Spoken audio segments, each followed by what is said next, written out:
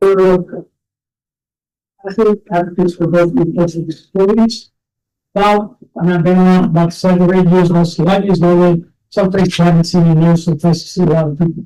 About 3-4 months ago, the eighth family group asked to partner with me so that we can then help bring more things to the community and the services they provide. They certainly have stepped up what I bring to the table to a whole other level, which is amazing, and I love it. And I'm proud to be a partner with. And today, they're going to bring forward to you guys an update on an organization called My Special Place, and it has to do with residential, which I know that's the most important. So, without anyone says people, sometimes they show up and you shut up, and that's the moment, and just listen to learn and work to listen is what I'm doing. So, nice to hear you guys think of it. Thank you. Well done. Okay.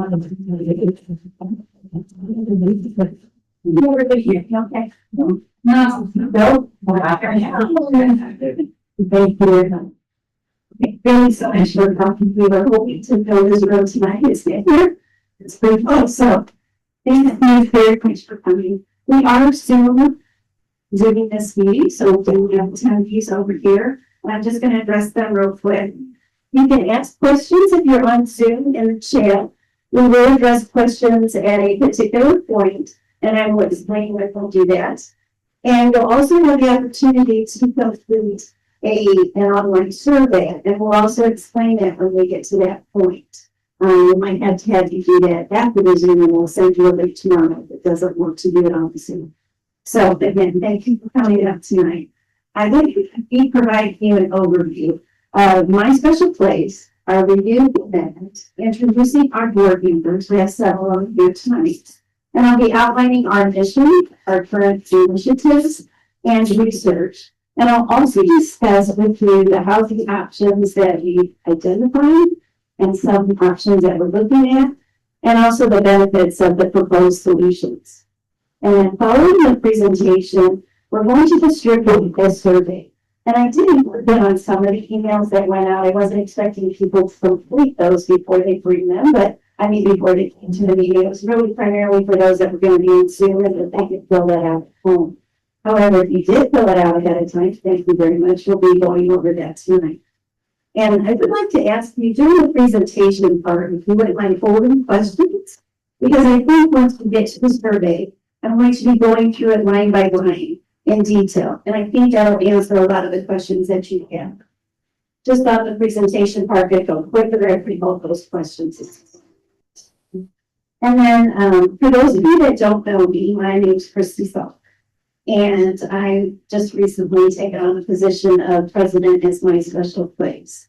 And I've been a Villages resident for 14 years. And my affinity to the special needs community is that I have a sister that's 67 years old. Intellectually, she's comparable to a boy.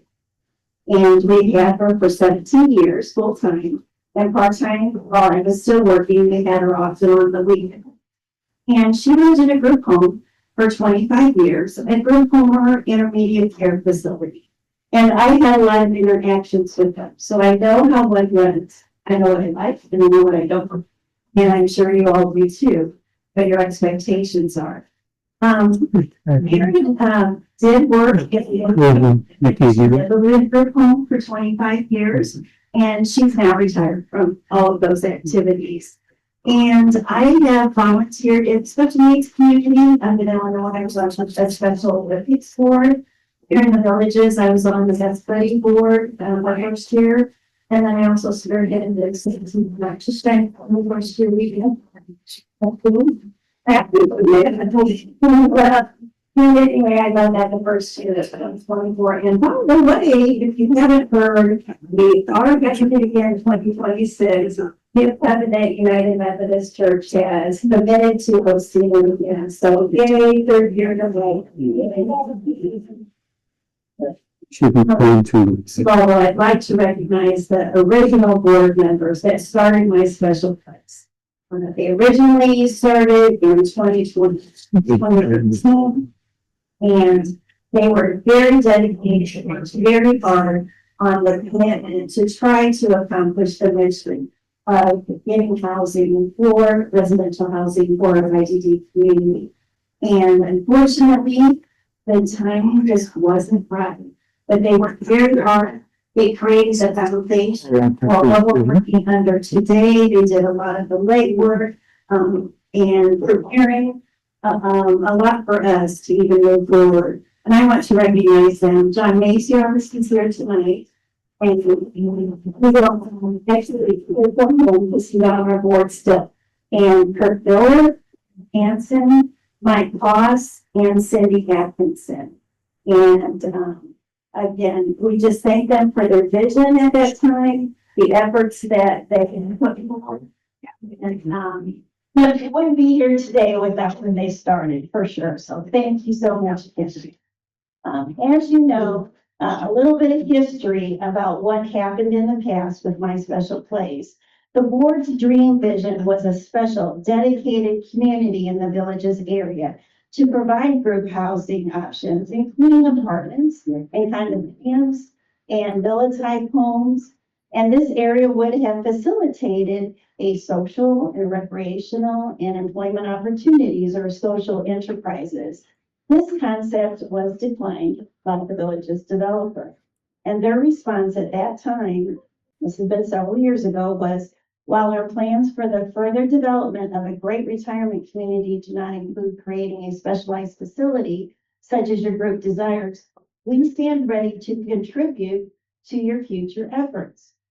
Should you be able to purchase land in our area or find a company that to develop such a project and operate this type of facility and services you desire, please let us know and we would love to support that good work. So that was last communication, one of the last communications from them. They did come up with a concept at one time, and this was prior to COVID, that the developer collaborated with My Special Place and another developer that built and owned assisted living. And that was by Buffalo Crossing. And it was a management company, and they had gotten the two parties together. They'd come up with a plan of a large standalone unit or facility with about 100 units. And according to John, that was all ready to go. And then COVID hit and everything shut down. And of course, the board went dormant and there was, a big lag of time before they got back together. Then, as you all know, once COVID was over, the cost of construction materials and staffing and everything went up. It just skyrocketed. And the management company said, these costs have more than doubled. And, we can't afford it, you can't afford it. And they abandoned the project, unfortunately. And then the third request was asking the village's developer if they would consider financially supporting the purchase of two buildings that were available. One was an assisted living facility and then a memory care facility right next to it. And those were on village's property. And the request was declined for that as well. So after that point, the board just became dormant, and they've been dormant for a couple years. And then myself and another individual, Cindy Atkinson, she had some things in the works, and I had approached her and said, why don't you just try this again? Let's just reactivate the board and see what we can do and get some more board members to help us. And so that's what we've done. And so we have started back up My Special Place. And so I would like to introduce the board that we've expanded. We've reconvened, we have a renewed commitment, and we've added new board members. And, our objective is to realize our dream, to develop and establish safe and high quality residential housing options for individuals with intellectual and developmental disabilities, or IDD, as you'll hear me refer to it in the villages and the surrounding communities. And we are a limited liability corporation right now. However, we are evaluating the advantages and disadvantages and potential of becoming a 501c3. So our current board consists of 11 members with passionate interest in our mission, because either we have a family member or a relative with IDD, or we have a personal desire to help those that are most vulnerable. Our members have a diverse professional background and experience. I'll introduce the ones that are here and they can share more of what their experience is if they would like to.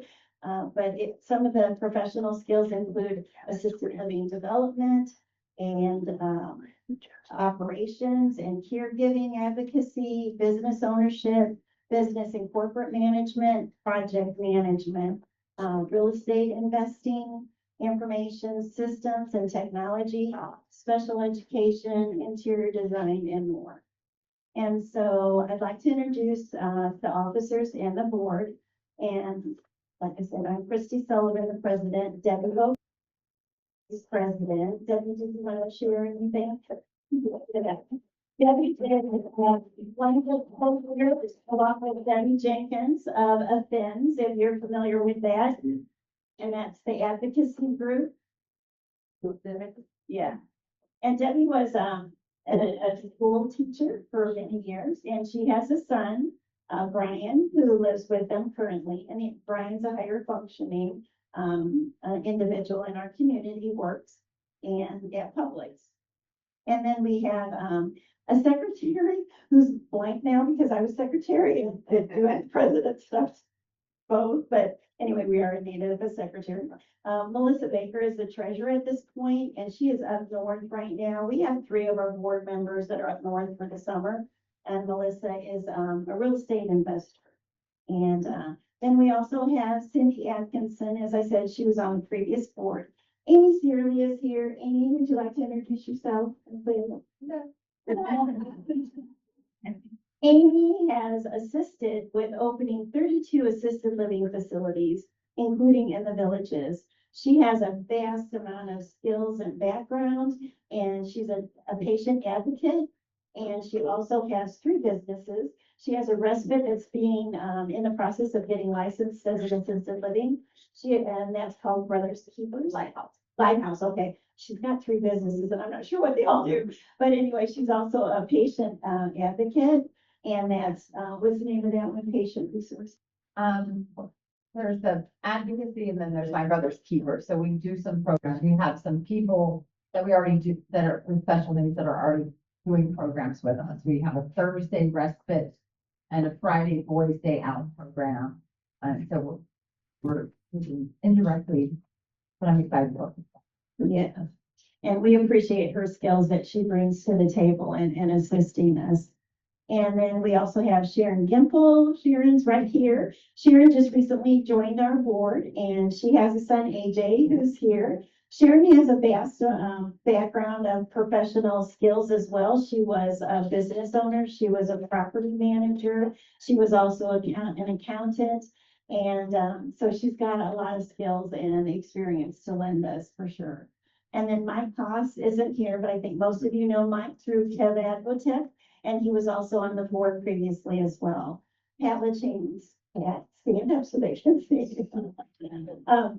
Pat has a daughter, Denise, and she is currently living in Promise, which is a residential housing facility in Melbourne.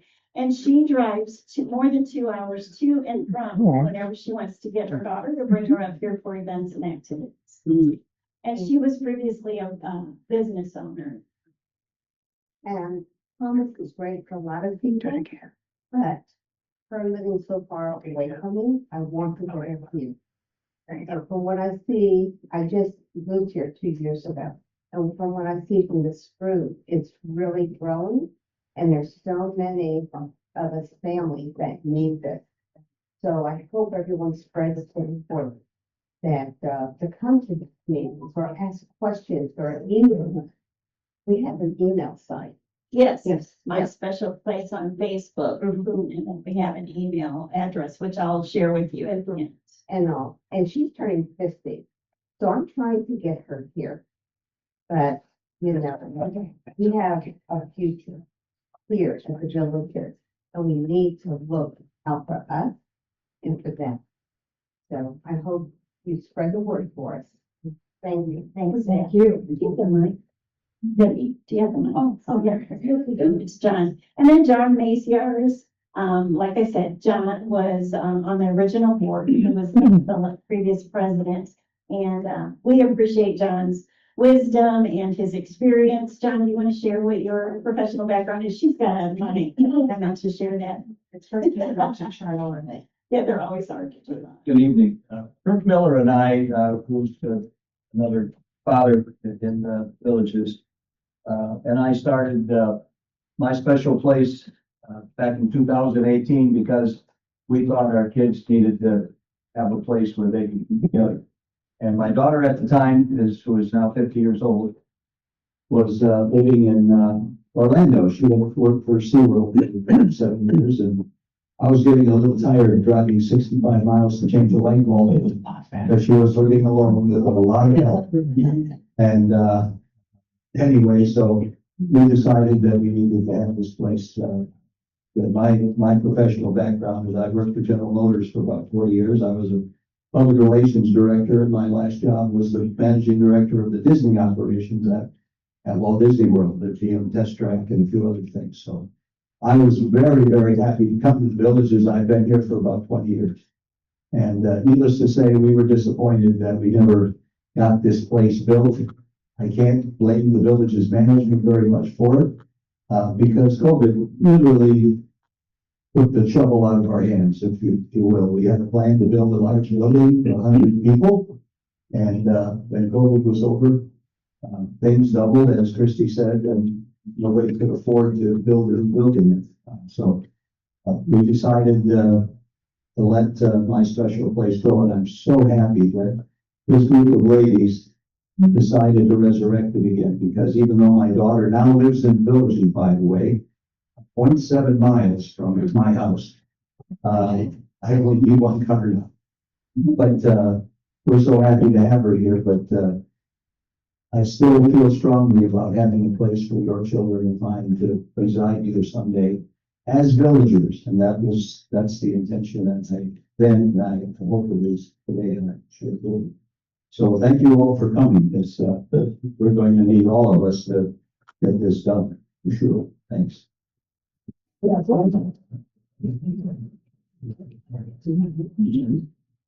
Okay, so I'd like to go ahead and move forward and explain our mission. We aim to enlist a service provider with experience in delivering residential housing and services for individuals with intellectual and developmental disabilities.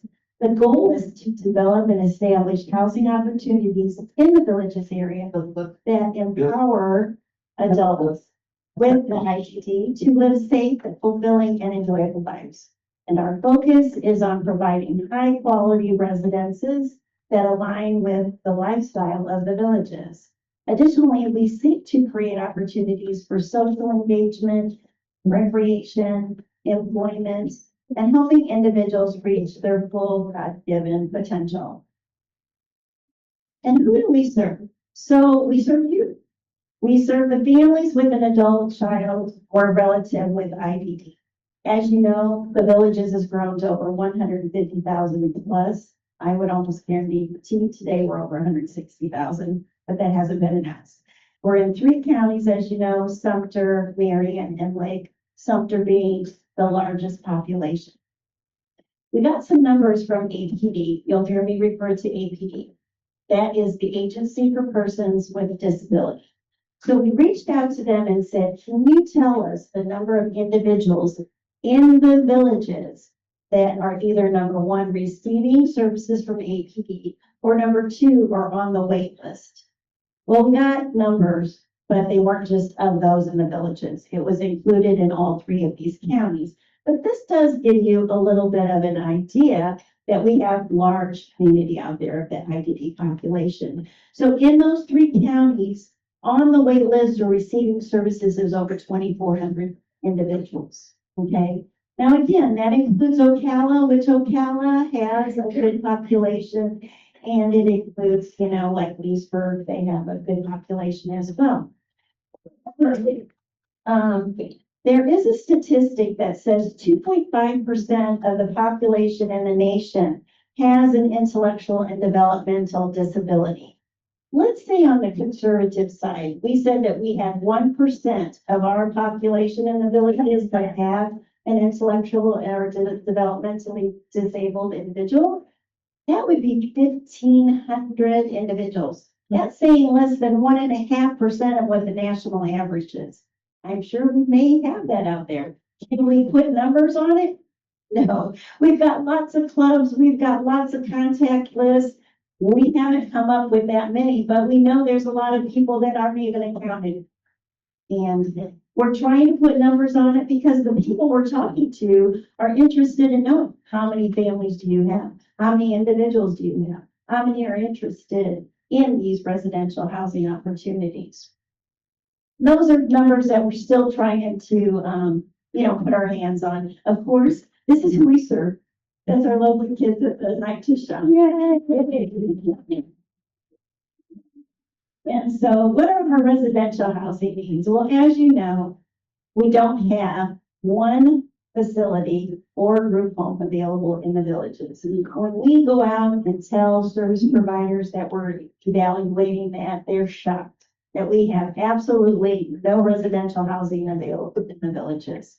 And the closest ones that are available, as you know, John Langen's son, Joey, is up at New Horizons. That's in Lecanto. That's an hour away from the villages. There's one in Leesburg, but that's for intensive behavioral individuals, very specific. And and then there's some in Lecanto and Inverness. Inverness is 45 minutes away. And then there's some group homes in Fruitland Park and in Leesburg. I've actually visited numerous of those in the past and recently too. So there's no opportunities in the villages, but those are the closest ones to us. And the needs are varied. As you all know, each of our children, and mine's my sister, obviously, but their needs are different. My sister needs 24/7 care. She needs assistance throughout the day, being able to take care of her.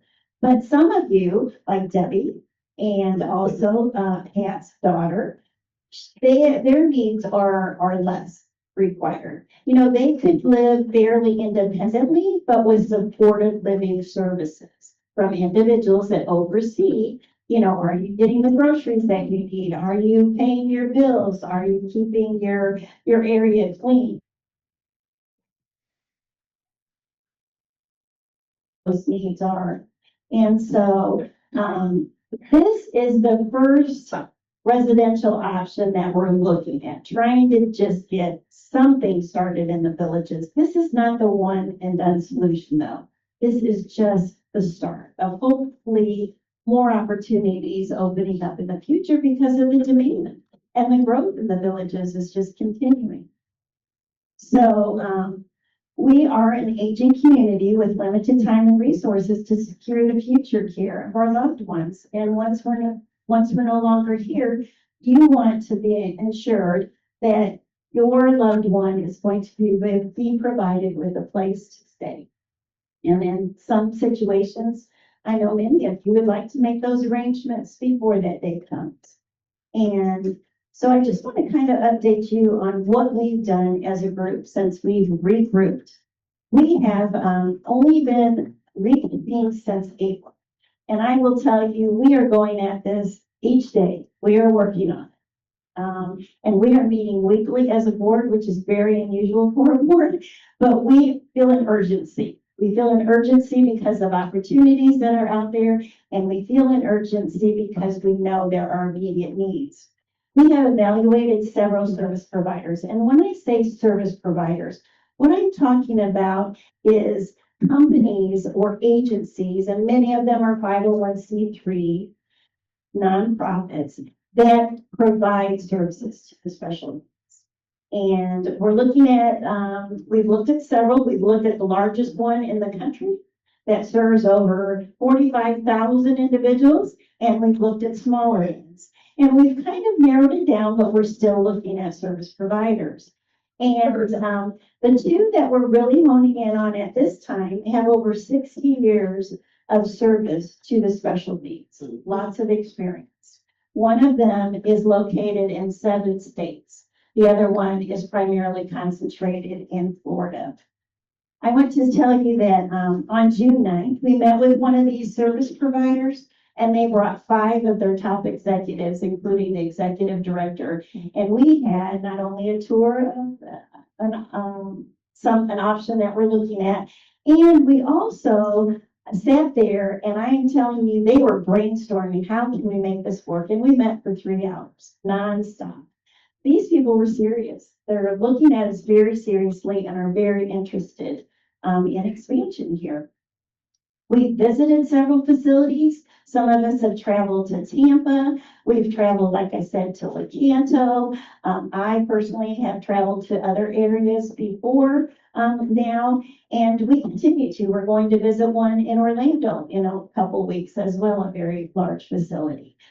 We've talked to government agencies, both Agency for Persons with Disabilities, and there's also an agency called ACA, which you may have heard of before. They're an agency for healthcare administration, and they do licensing for facilities, assisted living facilities, and ICO facilities and others. We are learning about the challenges and the restrictions for licensing the type of facilities that we feel could meet our needs. And that's why we need these experts in here that have been in the field for 60+ years. They've dealt with this and they know ways to creatively, design services that meet the needs of those that they're serving. We've spoke to advocacy groups such as ARC of Florida, which represents a lot of different facilities throughout Florida. And we've also spoke to experts that have started facilities before. And we've looked at existing facilities for sale. We've considered an option of available land to build something from scratch. Quite honestly, what our objective is to look at what is an option that we could do as quickly as possible instead of starting from scratch and building something that may take 5+ years to develop. Although that would be a dream village, like the original vision and dream was, it takes a lot of time. But we've researched funding available to individuals from APD and explored what is available to pay for room and board. I want to let you know that for those of you, just to show of hands, how many are receiving APD funding at this time for their, so APD is Agency for Persons with Disabilities, okay? And if you are not on the wait list or have never applied for APD, that is something that you need to make a priority. There are over 21,000 people on that wait list. And there are people on that wait list who have been waiting 15+ years. I met some at the Family Cafe where we went, and you need to get on that list. And things can change overnight, and you need that in the future. And Debbie, do you want to explain that her group? Go ahead, Debbie. Well, my partner Debbie Jenkins and myself have started a group called. Use the microphone. I keep getting it turned off and on. No, I need Neil. It was on, but it went on. Yeah, it went on. Good. Yep. And that's what it's doing. You accidentally turned it on. I didn't think I turned it off, but that. Anyway, let me yell. What we have done in the last year and a half is made it our mission to help families get through some of these agencies, cut through the bureaucracy. So advancing families and individuals needing services is what a FINS means. And our motto has been, no one needs to do this alone. So one of the things that we're hoping to do, Deb and I, is to help families.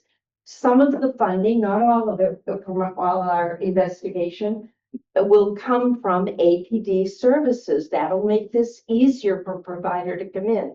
So we can't let families down. So Debbie and I hold a workshop once a month, the second Friday of the month, and we can get that information to you to get that started. And even if you're on the waiting list for 5 years and you're discouraged, and even if you won't get on the waiting list because you know it's 5 years and are discouraged.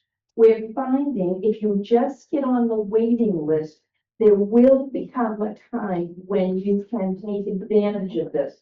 All the provider companies we've talked to have said that, as well as, what we've learned through our experience.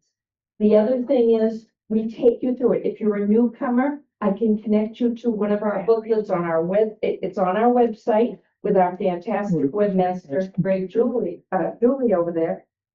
But we have a package that takes you through the steps of what you better get done when you first moved in. We have a packet on how to start up your application. You don't have to do it alone. We tell you ways to get around all the bureaucracy. And then once you get on, we have another booklet packet on the website. It's going on the website. We're refining it right now and updating because laws are changing. So just wanted to fill you in that there is help that will interweave with what my special place is doing. Yes. Okay. Was I loud enough? I'm Jim. No. I work for ARC Marion, which I've met before you came to the corner of our building. Right. Right. And this is CBC, she works here too. If for some reason you have any difficulty filling out the application, this is what Lucy and I have been doing it. I have been doing it for 20 years. Oh, She's been doing it for a few years. Does not mean you have to come to our facility. We just want to get help for those that need the help. Right, it doesn't cost you anything, and I brought in some applications for anybody that might need to take one home. And of course, you can go to them, or you can go to me, or whoever will help you. We just want you to get the help that you need. So I did bring some applications with me and some business cards. okay. Sorry to interrupt you. Oh, that's perfect. Well, thanks for sharing. Thanks for sharing. And then you can work. That's great. Yeah, like I said, we've explored funding and we've also talked to other service providers to determine how they've structured, their funding to cover the expenses. EPD does not specifically pay for room and board. So with any funds that they get are for the care of your individual. And they tend to be able to utilize some of that for room and board indirectly, but not directly do they receive funding for that. Now that could change. There is a new law that the governor signed that you're going to hear the words managed care. And I compare it to a Medicare Advantage plan compared to a Medicare supplemental plan. With this managed care for the IDD, it's that they've got like an HMO. You have to go to their providers in some cases. They do provide some advantages though. There's flexibility in the funding that they offer, and they can use some of that funding directly for room and board. But this is all new. There's a lot of details that need to be worked out. And quite frankly, the service providers say we're staying neutral because we've seen other states that are doing this, and they've been pretty negative about some of the feedback and the services. Oh, thank you. Yeah. Okay. That's for the benefit. So we've also talked to the state of Florida. The state of Florida does have multi-unit facilities like John's son is in. It's called an intermediate care facility. And those operate very well and they get good funding. But guess what? The state of Florida has almost completely stopped offering those kind of licenses. It's very rare that they offer them. And so what they're pushing is, and this is APD pushing this, is they're encouraging group homes with an average of 6 individuals. And although group homes can be licensed for 4 to 15, what they prefer is a manageable 6. Well, guess what? Group homes wouldn't work in the villages because we don't have model homes that have 6 bedrooms for 6 individuals. And number 2, we don't believe the villages developers would be supportive of group homes throughout villages. So anyway, as I said, there's a lot that we're learning, and there's a lot that we still need to learn, but that's where the service providers come in. We're going to be relying on them to help help us determine what the needs are. And, the next thing is there is also licensing restrictions. We would also like to have a day program. And what we envision is, okay, we've got a facility here, we've got a day program in it. Well, guess what? There's restrictions on licensing for a day program to be in the same facility that's owned by the service provider. So there's all kinds of complications. It's very involved. And, we're learning and we're asking for help along the way. I will tell you one thing that I have looked at from my logical point of view, and that is the challenge that we face, understanding why it is considered acceptable to develop large, multi-unit, independent, and assisted living facilities for seniors. And that's not viewed as being institutionalized. And they have all these great programs and great activities during the day. They can operate like that. But guess what? They're not allowing facilities like that for the IDD individuals. And I don't understand that. And I keep asking and asking. And I'll tell you what, one person, the chief, the CEO of ARCA Florida said the same thing. He said what happened is the legislature went from one extreme. They didn't want IDD individuals to be institutionalized. And there were some bad cases from what I understand, where they were in institutions and they were not treated and cared well. Well, they wanted to eliminate those or decentralize them and do more of the inclusion approach. And so they went to the other extreme and they said, no, we're going to make it so that it can be included in residential communities, in residential homes that look like everybody else's. That doesn't work for everyone. And in some cases, it may not even be as economically feasible as it would be to have a multi-unit accommodating more people and having that community. So anyway, again, these are just a lot of the challenges that we've learned that we're facing. And one more thing I wanted to add to this is just in the infancy of us getting this going again, we have received a commitment for a substantial and significant amount of donation toward this cause from someone in our community. And we've also heard from someone else that has an interest even outside our community. We haven't even started to solicit fundraising or anything like that, but that potential is there too as well. So we've been very fortunate in that regard. We're also going to discuss what the benefits are for the IT residents. So we see it as them having easy access to live out their lives together. You know what I thought of the other night is, think of Special Friends Bowling. How many of you go to Special Friends Bowling? Love the atmosphere at Special Friends Bowling. They're all competing together. They're all having fun. I love the energy there. That's what I would love to see in a facility that we could offer. I could see that. I could visualize that.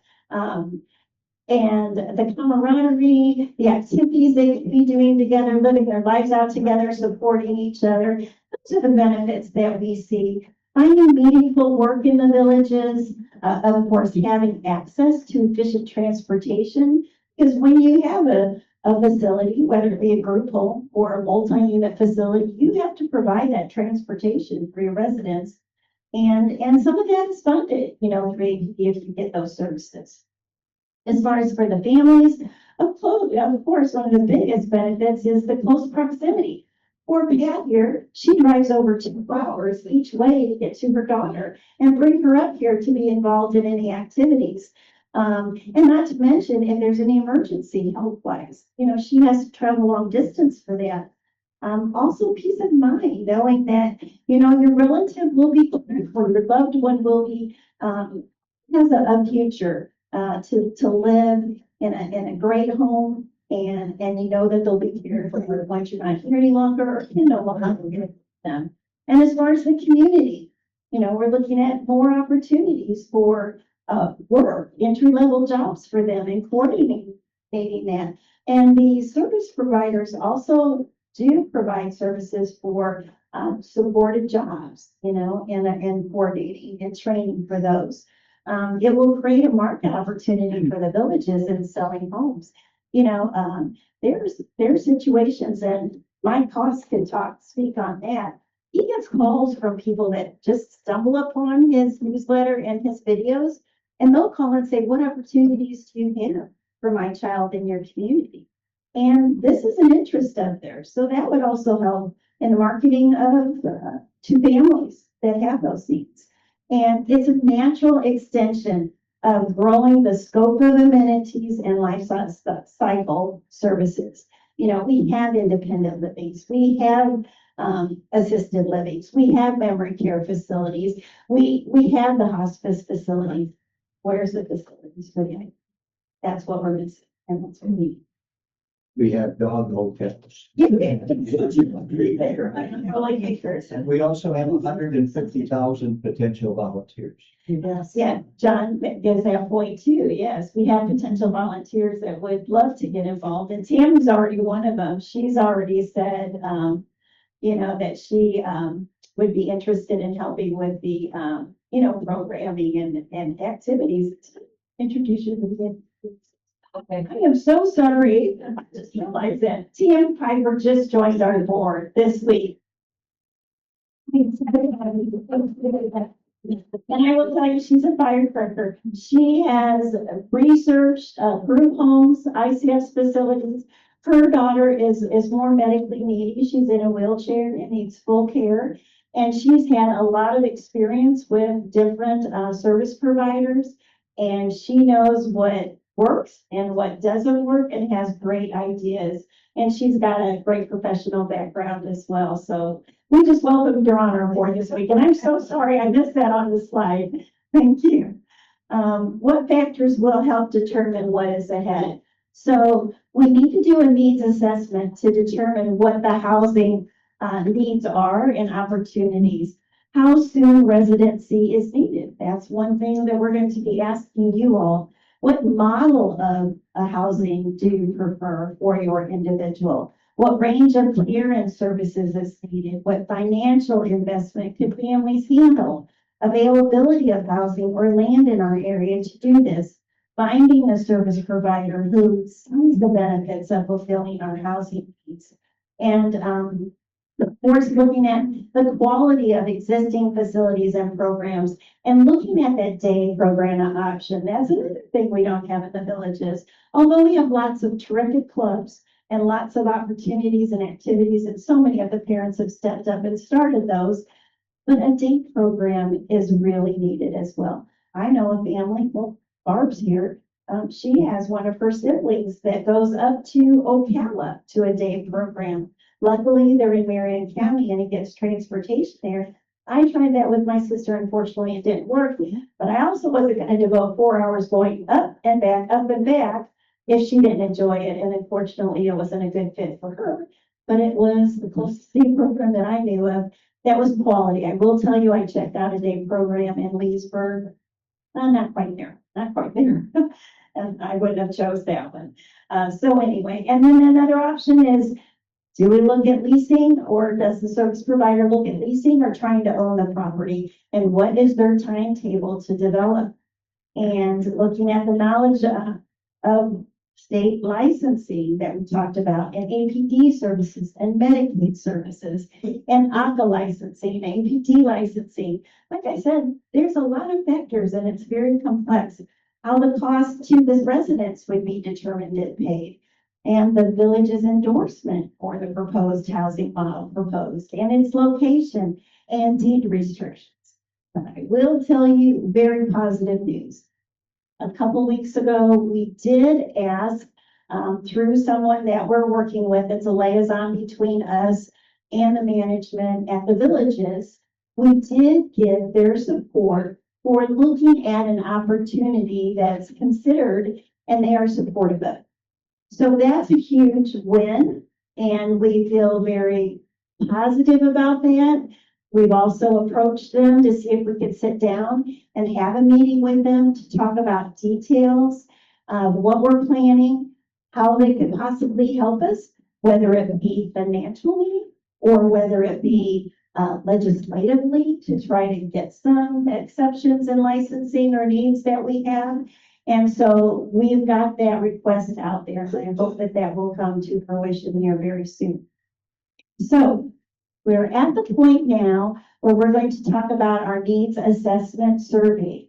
And we've got that survey here. I want to say that if you happen to fill out that survey in the past, we did have it available at the Dancing Friends dance recently. And if you filled it out there, you don't need to fill out that survey again. However, if you want it, I did bring those that have been completed. If you'd like to make any changes to it, you can do that. But for now, Debbie and Tammy and Pat, would you mind passing out the surveys? So we have those surveys, and as I said, what we're going to do now is go through those surveys line by line.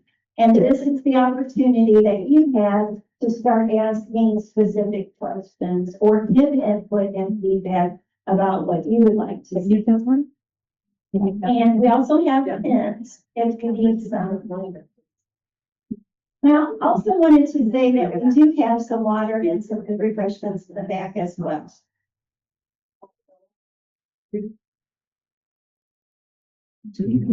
Yes. Neil, do we have the mic? Services. Just a second, will you speak on the mic, and I'll try to repeat the questions for the people that are watching, because then we want them to be able to hear your questions. Thank you. So one question is, Kristy is not developmental disabilities. Types of service. So we saw with the previous, we saw this was previous board, decided like that was the property, but I did want to ask again, before we get too far in this. He is actually brain injured and he has a brain injury, APD has not coming. There was things like similar options that, so, he didn't qualify with the first case, but, that was my question. Okay, so the question is, her son does not currently qualify under the 7 diagnosis of APD. And there are 7, and I can say them off of my head, I don't know them by heart. Some of them are unusual, X factor, of course, Down syndrome, Willie something syndrome. Thank you. And so there's 7, cerebral palsy is one of them as well. However, I was just at an APD presentation at Family Cafe. If his brain injury occurred before the age of 18, what she implied is that he could be covered for services. What I have been told in the past, because my sister's situation, we can prove that she had this diagnosis or was born with her intellectual disability. And they said the reason why it has to be proved before the age of 18 is because after she was 18, she could have had a brain injury and that was the cause of it. And I said, well, I can prove that she had a brain injury, traumatic brain injury, because that didn't happen. But they said the reason is there is a separate agency that provide funding for traumatic brain injury. Now, I think that's the one that I was referring to. Okay. I think it's called senior option. Yes. Or elder options. Yeah, elder options. Yeah. It's a good question though, and I think that's something that we need to look at too. It was my question was are you looking at expanding special needs beyond just the developmentally disabled? Okay, well, let me throw this out. What we are looking at is, we are looking at an option that would provide not only a facility where you can have private pay, but you could also have the funding from APD or Medicaid. And in that situation, then it doesn't fall under those 7 requirements. But that's not something we've actually discussed. We've always used the terminology intellectually and developmentally disabled, kind of under that umbrella, but it's a good question. Thanks for bringing it up. Can I just say something? Sure, thank you. I found out, like I said, I've been at ARC a little over 20 years, and we have accepted people with brain injury, and unfortunately, once they've been.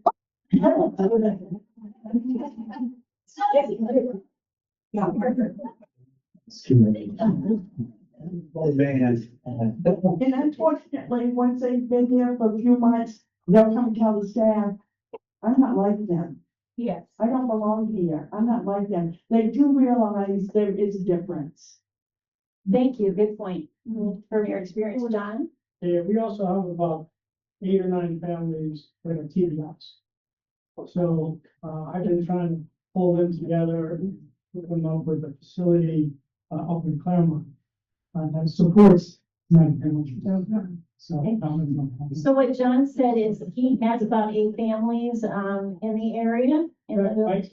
Well, my class is, yes, So he on has, board. so you need to look at that too for him, right? His service and his income, trying to make that happen, I'm sure. It's his own personal interest. Yes, so what he's saying is, we've also got traumatic brain injury, and under APD's funding for IED, that's not one of the qualified diagnoses. Does that mean that we're not gonna include them? No, we haven't discussed that in detail yet, but But like you said, the agency does have a similar waiver. yes, Maybe this waiver probably like APD for class community services. But again, like anything else, there's a wait list. But wait lists are all driven by crisis and situations. Correct. So the fact that there's 2,000 people waiting doesn't mean a thing. 21,000. You, 2,000, 400, whatever. But But- there's a person change person, that's what's gonna trigger, as long as you do a situation or do, the realization you're not. right? And it's really to the class, and unfortunately, also, it's nine style staff requires that crisis. Absolutely. That's what you did. Yeah, that's why you need to be on the wait list. The crisis could happen tomorrow. That's right. Yes. You know, I can still. Okay, I wanted to know about the survey, it mentioned how much I was willing to pay. Do you have the private pay option, and do you belong?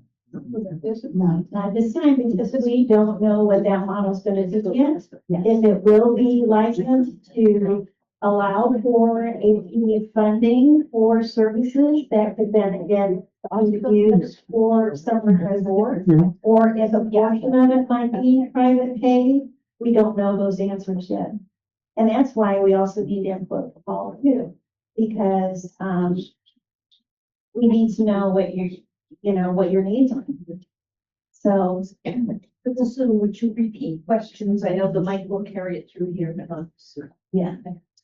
Thank you. I tried to repeat John's, but I know he was adding more to it. So everybody has a survey, everybody has a pen. We'd like you to go ahead and fill this out now. We would love to get these before you leave, because what happens is you leave and then we never get them. And we want a great response. I will tell you that there are people asking, so what was your turnout?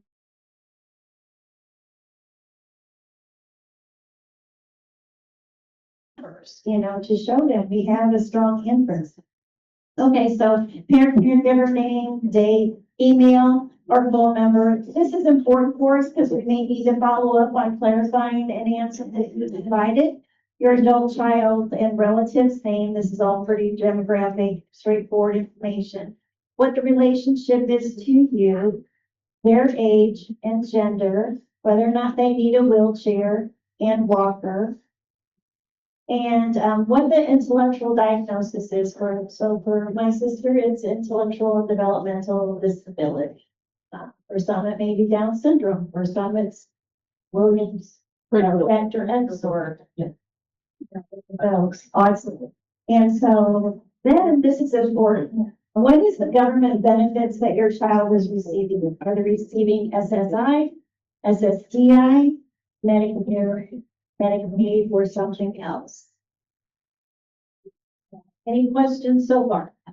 That's pretty straightforward. So then we're heading to APD, for persons with disabilities. I'm sorry, no, they should also part of this VA benefits there. Are they receiving anything from them? That's a good point. She brought up something other, VA benefits, that you can indicate as other income, government income as well. So let's get down to the first question, and this is determining the need. So question number 1, are you interested in housing opportunities for your adult child or relative? And tell us, yes. Right, before we get to that, under APD, it's what priority is. I'm sorry. Says 1 through 5. So Amanda's the steps. Okay, actually, yes, you're right. I just learned that it's 1 through 7.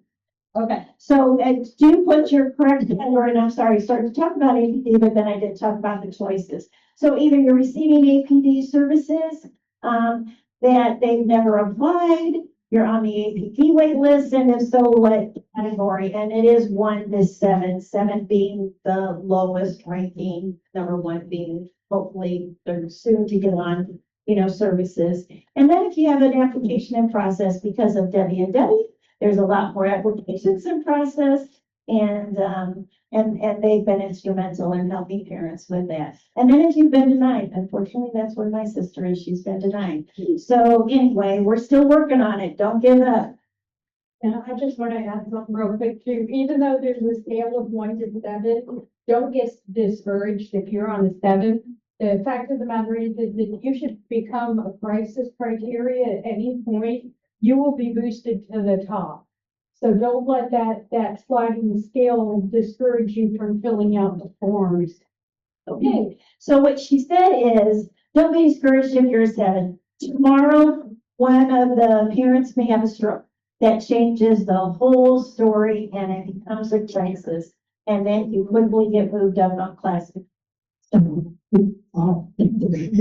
That's it. Also, I'm not sure if the state's rule of these changed, but and they had a brand that you were settling the rule 20% of them. You're not going to change your rule. Yeah, it's now right. It's now. So we just want to have going and get the services. So if you're at the age of 16, you bump up to at least 4. At least 4, and depending upon any other situations, like if the parents have health situations or whatever, that could move it up higher too. Okay. Any other questions about AP or APP services or responses? No? Okay, so when we get back to question number 1, are you interested in housing? Are you interested in immediate? And you can check more than one option here. Whether it's immediate or 1 to 2 years. I'm interested soon. That's really important to us. If it's 2 to 5 years down the road. And if you've already made arrangements, and we've talked to some parents and they said, no, I've already made arrangements and the sibling of my child is going to take care of that. I hope so. But like John has said in his meeting, yeah, they may plan to, but that may change when the situation arises. And so anyway, that's what we're interested in knowing. That's real important. The type of housing. So would you be more interested in a multi, or would you be like assisted living or an independent living? I refer to those because everybody's familiar with those models, or group home, that those forces that smaller setting. An independent apartment where it's just part of an apartment building, whether you want a 1 bedroom or 2 bedroom, and a kitchenette with appliances or a microwave and a refrigerator if it's a studio type room. Private bathroom may be important to your loved one, or a shared bathroom where it's in between two rooms. I will tell you that as a board, we're very supportive of private bedrooms, and we talk to service providers that have facilities with roommates. They said if they had to do it over, if they would do private rooms. And so we think that's real important. Number 3 is, would you like the house to have the housing facility licensed through the government that would help pay for some of the housing? And again, as I clarified right now, technically they don't directly pay for it. But unless it's an ICF, intermediate care facility, which they're rarely doing. So, but somehow the funding helps pay, for it. And private pay, that's another option. And if you are willing to private pay, how much are you willing to pay?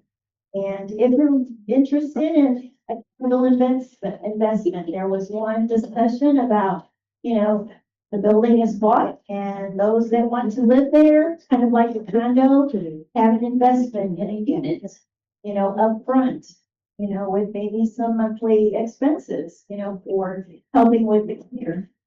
Just, we're wondering what your desire is. Any questions on that? No? Yes. Okay, So just in terms of like, private pay, how much are you willing to spend? That one is just, that really depends on the amount of services your loved one or is going to need, I would expect. Not sure how to answer that. yeah, and we understand, you know, you put the mic over there, we understand this is kind of vague, because we're not telling you specifically what we're looking at, or what we can do, or what is planned, because it's still a work in progress. And So would it be appropriate then to put down and just say like, for the women, the normal, like not service related costs? Yes. I can put in, $1,000 a month, right? yes, yes, that would be very appropriate, that would be good. So she said, you know, if she doesn't know what we're talking about on a monthly fee, whether or not that would be just for the room and board, or whether it's for the year. It depends on if you're getting APT services now. If you're getting APT services, they're gonna cover some of it here, obviously. But if we're just looking at the room and board, how much are you willing to, pay for that? But, the option that was discussed previously with assisted living, building a, standalone building with 100 units, that was looking at being fully private pay for at least $5,500 a month is what John had said. So that was a different model. Christie, Yes, the other comment over here that says, the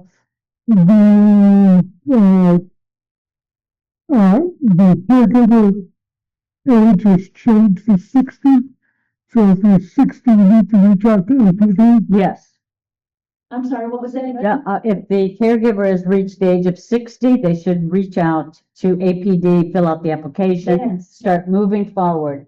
Very important at this point, because you're not getting any younger. I'm telling you folks, these years are flipping. So get those applications filled out and we'll be more than happy to help you. So will ARC. So we're all here to keep this moving forward. Get the application in, and if anything happens, at least you're on the list. That's the critical part for all of us as families. And at the session I went to where APD, did a presentation, they emphasized if anything changes in your home environment, whether it be your age or the health of the caregivers, you need to keep them informed. And you also need to keep them informed of your current address and your contact information.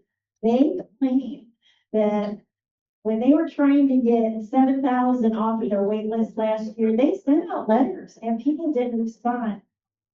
That was shocking to me. Oh, yes, we sent out letters to people and told them to contact us, and we were considering them. I find that hard to believe that thousands and thousands of people didn't respond. I don't know.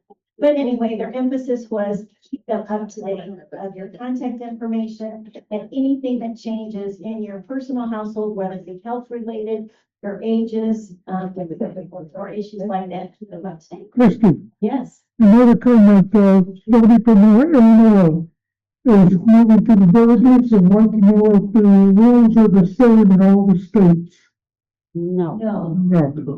No, the question was, they're considering moving from Illinois to Florida. Are the rules the same for housing from state to state? And that's no. Once you leave the state, you lose all your funding. And that's true too. You just said, once you lose a state, you lose all your funding. It doesn't transfer to the new state. System and savings. I would want those to say to here is to keep your coverage until you get here and then apply and because what happens is Medicaid doesn't stop it where the state you're from. You come over and sit down for 3-6 months until you get approved. And if something happens to your child, they need coverage, care, you don't have, and then it's right? So I recommend to everybody who wants to come here to just make sure that you keep your services, get here, move in, and then, find and then drop it from the previous state. The other thing I want to ask, another throw a wrench into this thing, is that there's a lot of talk of the villages. But would this facility be open to non-residents of the villages?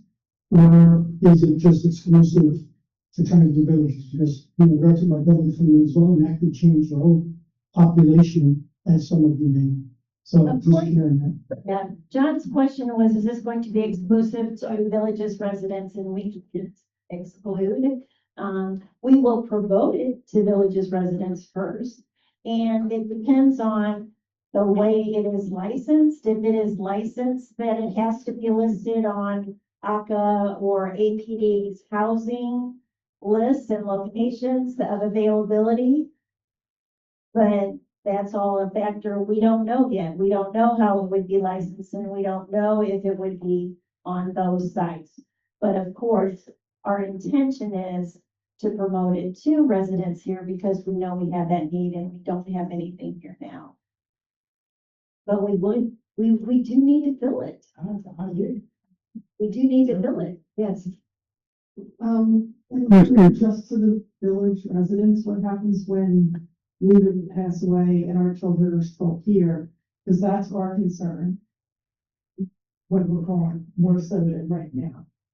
I'm sorry, I didn't finish the first part. What happens when we're gone as village residents and it's only open to residents of villages?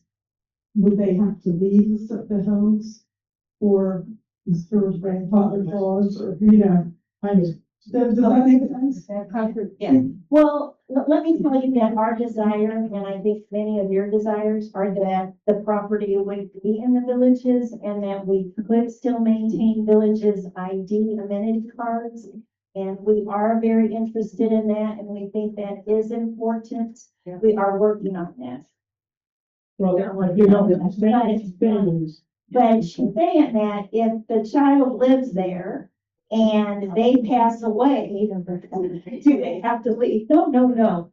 They're no longer a resident at the They're family. no longer a resident at your home. They're a resident in the facility. I hate to use the word facility, but yes. The comment is saying that there was a bill that just passed, and a lot of people are moving off of the wait list, and more help is coming.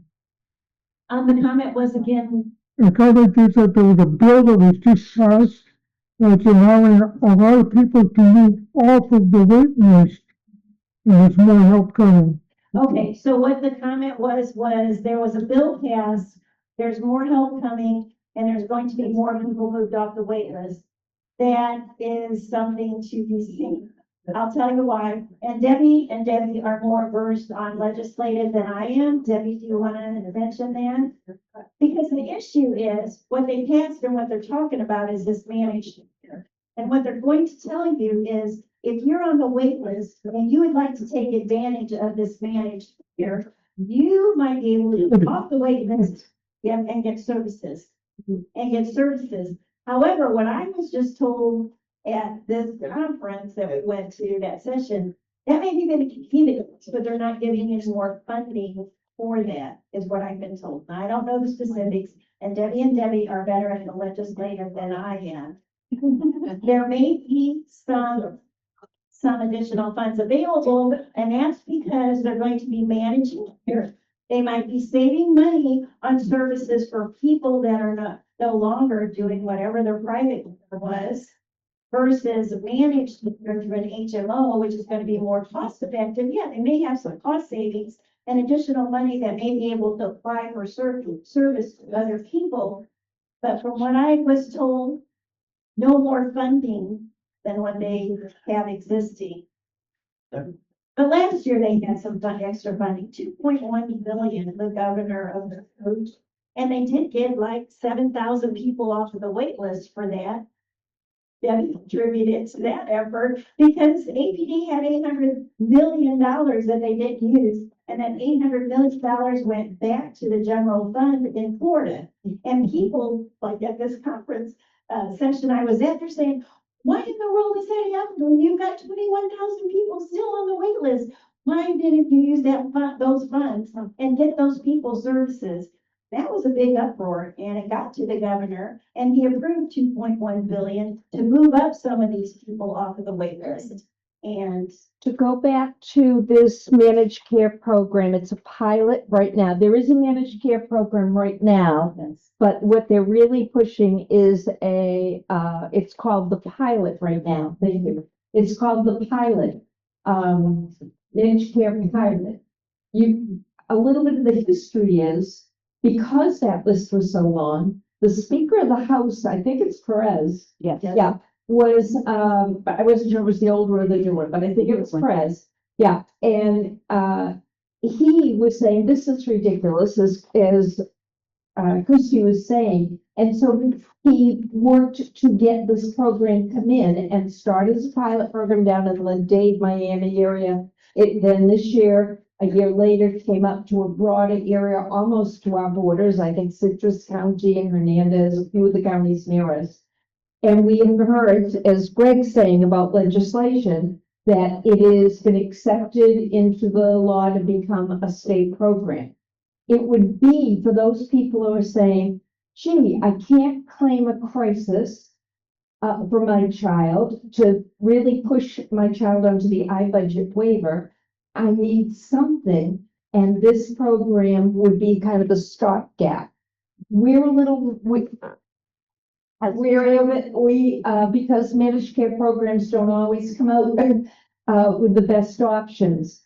So we always encourage people to go the other route, but I can see this working for people. If you have nothing else, and it's critical that at least that program's here. And right now, the new law includes being able to opt out and going back to the iBudget waiver, the wait list, the pre-enrollment list, they call it now, to get on to the waiver. And obviously, if you are using that managed care pilot program, I'm sure it'll have a new name soon, because it's not going to be a pilot anymore.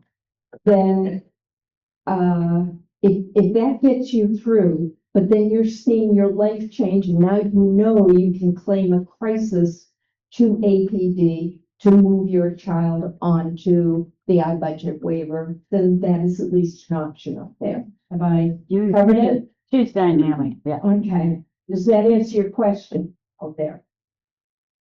Okay. Another question is there any homes in villages?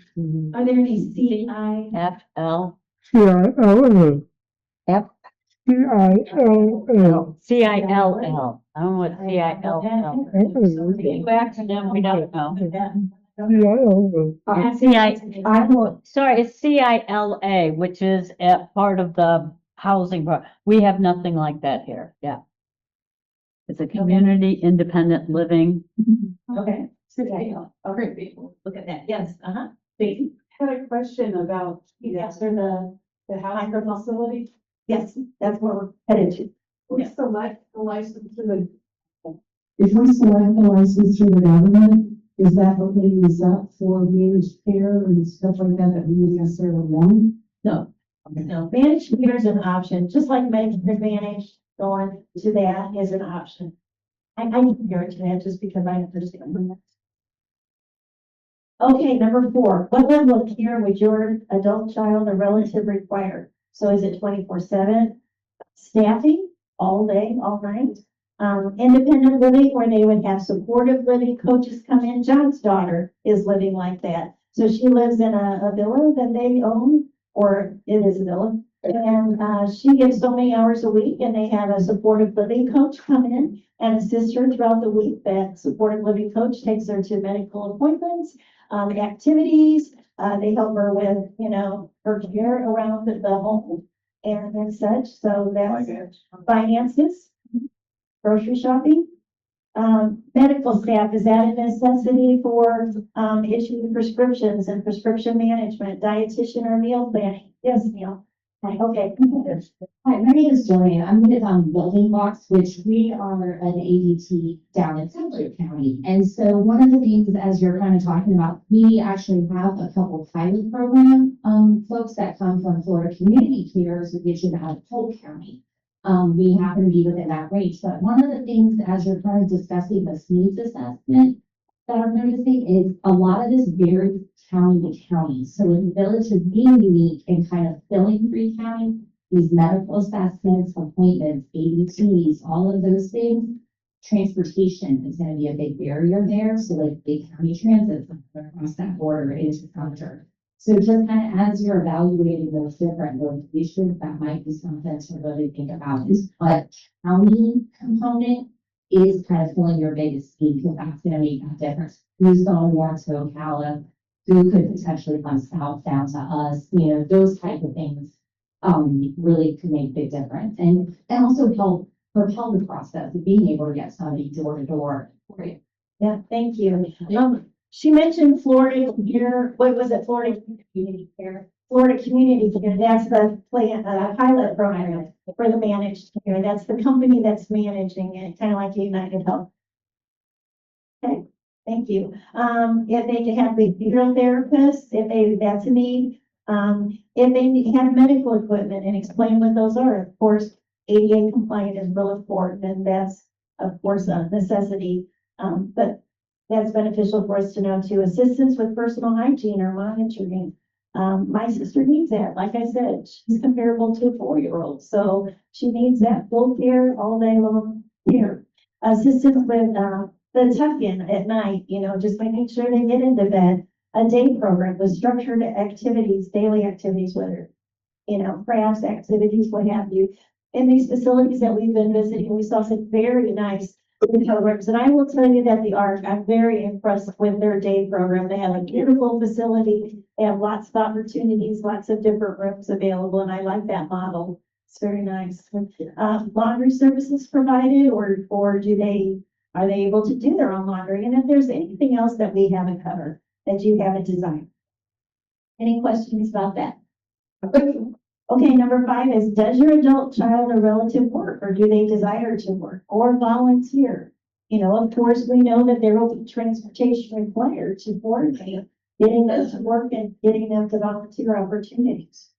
Number 6, does your adult child or relative participate in any of the requisite recreation or social groups? You know, we see if this could be a multi-unit, that we would have activities there, that hopefully we can have some type of day program activities, but there's issues about licensing, and I just want to preface that. We hope to have that, but we also know that in the villages, we have lots of clubs and opportunities too. We want them to still continue to have the opportunity to take advantage of those and have transportation to those as well. Number 7 is, do you desire or require your child to have that village's ID? And I think if you're all like me, I want my sister to be able to continue to enjoy those amenities. And if we bring her home, we want to take her golfing if we want to. We want to take her to the rec centers if there's an activity going on. We would really like that. And that's what we're really working on as well.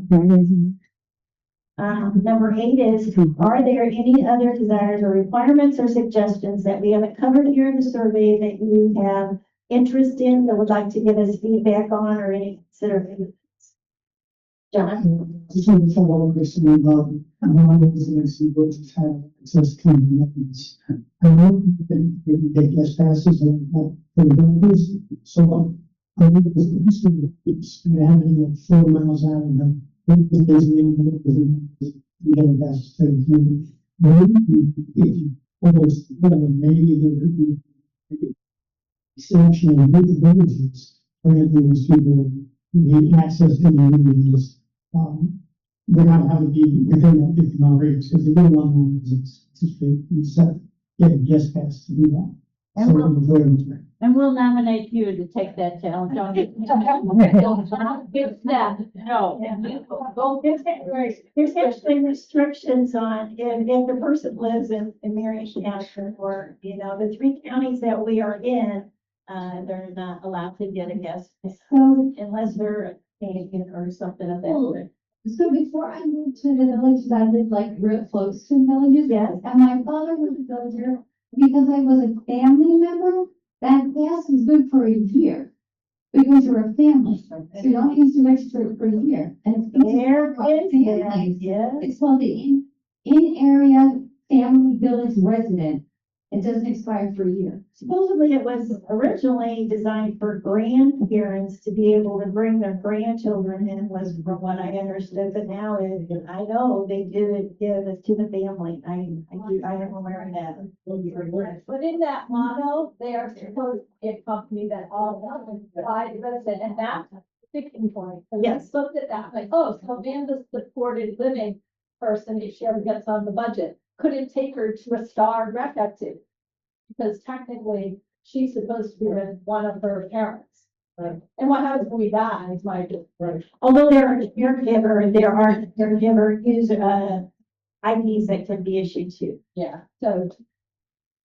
And Debbie, what were you saying? Yes, ma'am. I was just thinking, what about the amenities?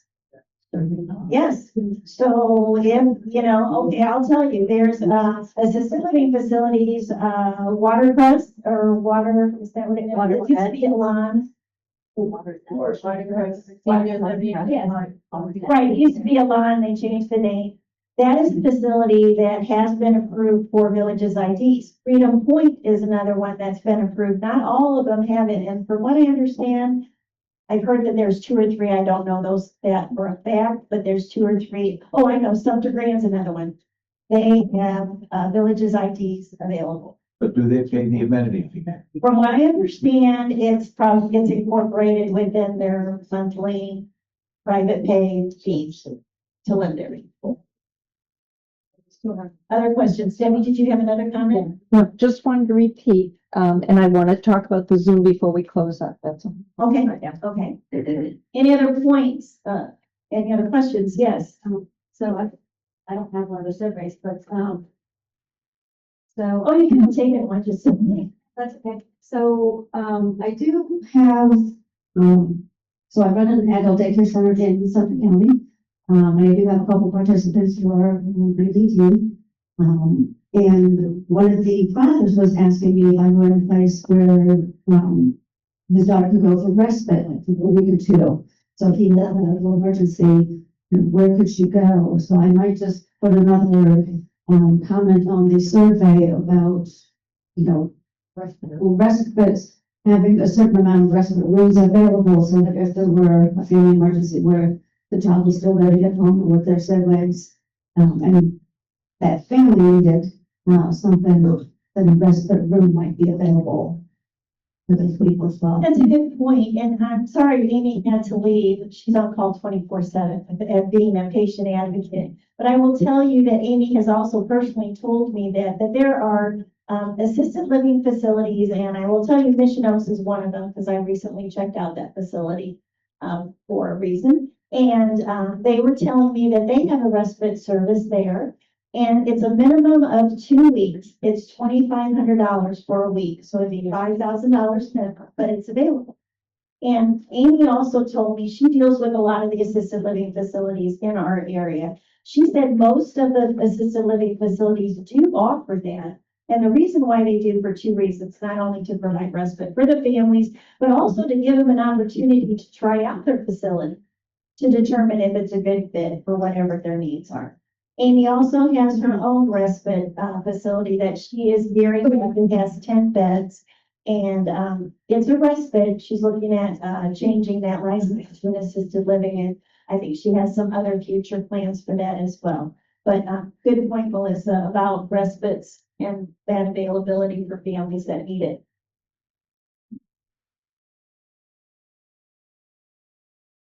Some professional skills. And as you know, on our board, we have a lot of individuals that are offering a lot of diverse background and professional skills. But we need some specific ones. One is legal. We thought we had a legal, we thought we had an attorney, and it didn't pan out because he's just too busy. So we're looking for an attorney. We're looking for someone that has, experience in nonprofits. We're looking for somebody that's experienced in even fundraising, project management, computer skills, technical skills.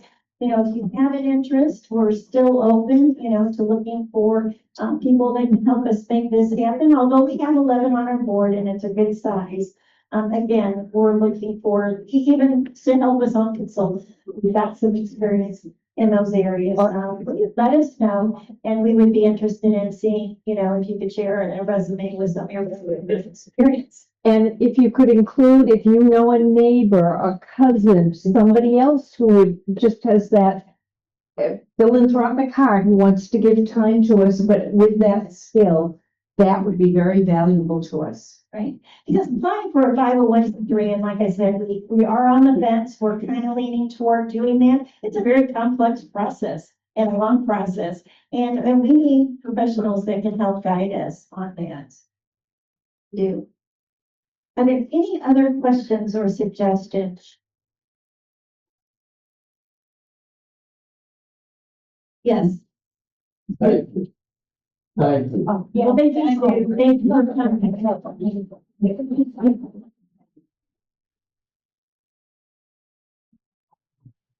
I see this happening. I see the vision. I can see it. And so does everybody else on this board. And I think it's possible. We've got some really hot things going, and I will tell you that if you are a praying person, I asked to get added to the prayer list. I did add it to our church prayer list about 2 weeks ago. And I will tell you, within 2 days, we got such positive news, and it's rolled and opened up doors ever since. I would not. My church put on their prayer list. The villages contacted us, we got that notification that they do support what we're looking at. The next day, a few days later, we got this commitment of a substantial amount of money and another call. And these doors are opening up. And like I said, if you believe in prayer, I ask you, we want to take it. And there are some ways to contact us. If you're not receiving the emails from us, please sign. There's a form back here. There's a form someplace that please add your name to that list if you're not getting our emails already. We will try to keep you up to date. We do have a Facebook page, which I just found out about a couple weeks ago, but it's the Village's MSP. MSP stands for My Special Place. And then we do have an email for the Village's MSP Gmail. You have been getting emails from me. I just find it easier if I send it directly from myself and then I get the questions directly, but we will probably be using that more. So keep that in mind. And that's a way to also contact us. And we've got people reading those and keeping up on them. So that's the end of the presentation. We really want to collect your surveys. And is there any more questions? Yes, Debbie. Our technician guru over here, Greg, wants to remind people on Zoom that they can go onto the Affins website, affins.group, and they would be able to fill out the survey online if they couldn't be here. No, sorry. Be a link. I was looking to do it, sorry. We will, if they ask for it, we will send the link. So if you're on Zoom, in the chat, you can put your email and we will send you a link to fill out the survey online. I want to thank Greg dearly. I will tell you that. My husband at the first meeting helped me figure out Zoom like the day of how we could do this. And I didn't think it was going to work, but thank you to my husband too for pulling that together the first meeting. And I happened to mention it to Greg. Greg said I would have done it. And I said, well, I thought Debbie just felt too demanding on your needs and how we offend. He said, no, I can do it. So then I told him we have the survey that comes up with an electronic survey that you can fill out online.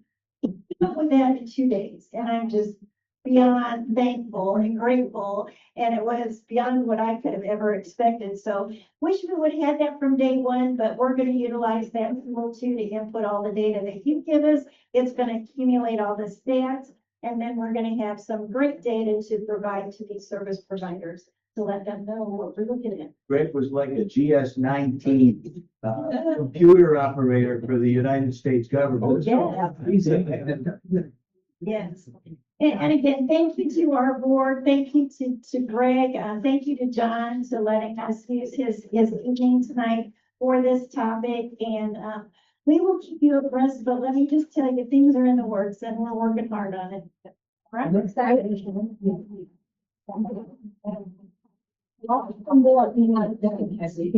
we want to bring forth all this in another form. Yes.